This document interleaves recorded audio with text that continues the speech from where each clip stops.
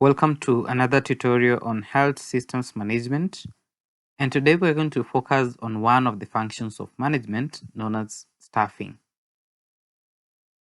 Staffing is a systematic approach to the problem of selecting, training, motivating, and retaining professional and non-professional personnel in any organization. It is a process that involves situation analysis and looking into what we want and who we can get for that position.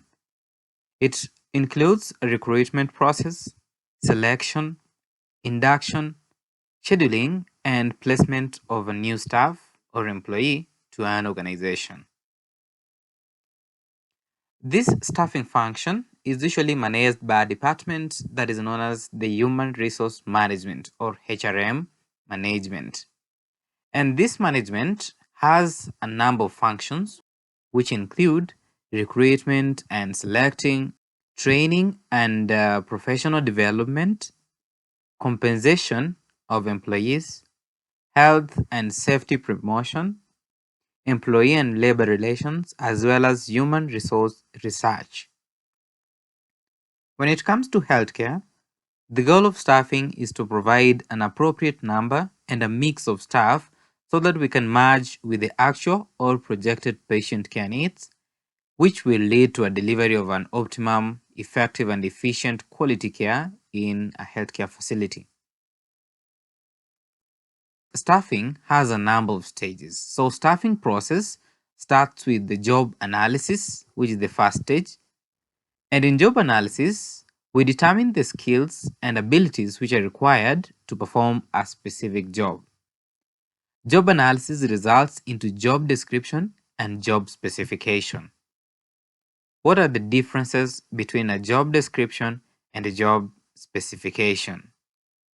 A job description usually contains a job title, job summary, the roles and responsibilities, the reporting relationships, and the duties that we expect an employee or a staff to perform. On the other hand, a job specification focuses on a job holder.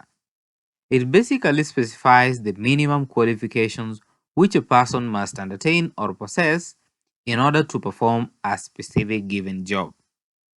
These qualifications include something like experience, the training, educational level, and the skills that an employee should be having. The second step in the staffing process is recruitment. Recruitment usually links the analysis of the staff needs and the job analysis with a selected individual or with a selection from a pool of applicants.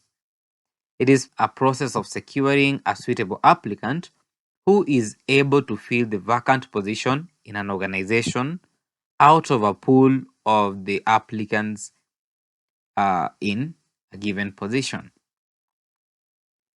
Some of the sources of recruitment are either external or internal. And in external sources of recruitment, we have advertisements, educational institutions, circulars, and posters. We're looking at internal advertisements or internal sources of recruitment. We have either a transfer between units or a promotion of existing employees. The third stage in staffing process is known as selection. Selection includes an assessment of a candidate through various means. For example, the commonest way that we assess a candidate's suitability is through interviewing and making a choice between the candidates to be followed by an offer of employment. After you've selected a candidate, you then move into induction stage. This is the first stage in the staffing process. In induction stage, we're basically receiving employees when they begin work and introducing them to the organization as well as their colleagues. And in this stage, we inform them of the activities that we expect them to perform and again informing them regarding the organizational culture and organization itself. This is regarded as an orientation or beginning of the training or employment. After induction, we now schedule or place the newly selected employees. The employee is assigned a specific tasks that they are expected to perform, and the schedules for work and time off should usually meet the organizational goals with fairness, justice, and equity among all the personnel. Scheduling should basically, a schedule should adhere to the following guidelines. It should adhere to the policies of the human resource, should adhere to the standards and practices of organization on the number of hours that an employee should work, and it should actually be following an appropriate ratio. For example, in the hospital setup, we have a specific patient staff ratio that are highlighted or stipulated by the World Health Organization.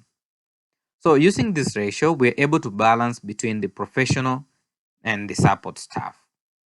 And lastly, a schedule should adhere to the continuity of services in an organization. Using an example of a hospital setup, we expect patient care to continue 24 hours every other day. And for us to schedule, we have some of the considerations to make or the factors that affect scheduling. A factor, for example, an approved budget can be able to determine how we schedule our employees.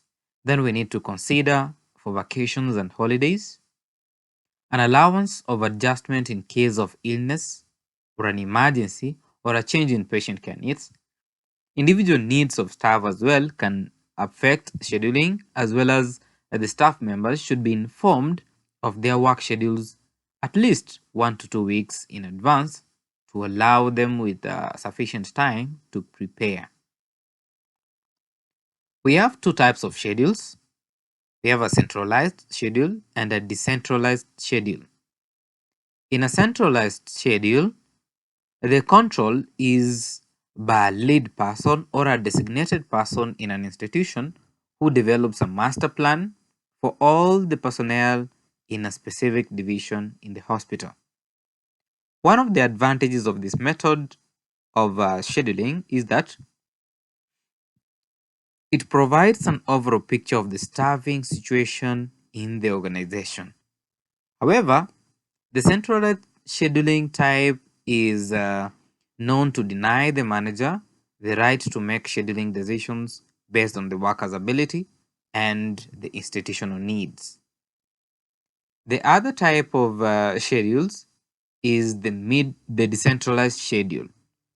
In decentralized schedule, a middle and a lower level of management determine the scheduling type. For example, in the hospital, we can have a unit in charges or ward in charges to schedule their staff activities. The manager has more accountability at this level and has a greater control of the activities that are performed by their staff. There's another aspect of shifts. We have four types of shifts, and one of the commonest one is an alternating or a rotating work shift. In this case, the frequency of alternating between day shift and night shift or rotating through all the three shifts varies among institutions. For example, in hospital rotations, teams should be rotated instead of individuals so that we can contribute to team development. However, doing this activity can have a challenge because of a high turnover of staff in the hospital. Another type of shift is a permanent shift. A permanent shift relieves the staff from stress and is also known to provide a social, education, and psychological advantages whereby a staff is able to choose a shift that best suits them. Managers may have a difficulty in the evaluation of the evening and night personnel unless they make some observations during those shifts. And one disadvantage of permanent shift is that the staff may not develop an appreciation for the workload or the problems of other shifts, either in a hospital whereby you have a night duty nurse might not really appreciate the workload of a day duty personnel. Then we have block or cyclical scheduling. This type of scheduling uses the same schedule repeatedly. With a 6-day forward rotation, personnel are scheduled to work 6 consecutive days, followed by at least 2 days off, and the schedule repeats itself every other 6 weeks. So, in this system, the personnel can be scheduled with every other weekend off and 1 day during the week so that there are more than 4 consecutive days of the work that they are going to do. The advantages associated with a cyclical scheduling is that the personnel are not very exhausted. They know their schedules in advance. They can schedule social events in their life. There's a decreased time spent on scheduling. The staffs are treated fairly. It also helps to establish stable work groups, promote team spirit, and promote the continuity of care. And the last type of scheduling we have is variable scheduling. This method uses patient needs to determine the number and the mix of staff. A patient classification system is developed and tables are designed to determine the workload that is expected in an organization. So this provides an information which determines the staff needs based on their skill levels. And lastly, in staffs, we have a point known as staff development. Staff development is the process of increasing the knowledge and the skills of an employee for doing a particular job. We can develop the staffs through workshops and seminars, through continuous professional development, in service education, and upgrading.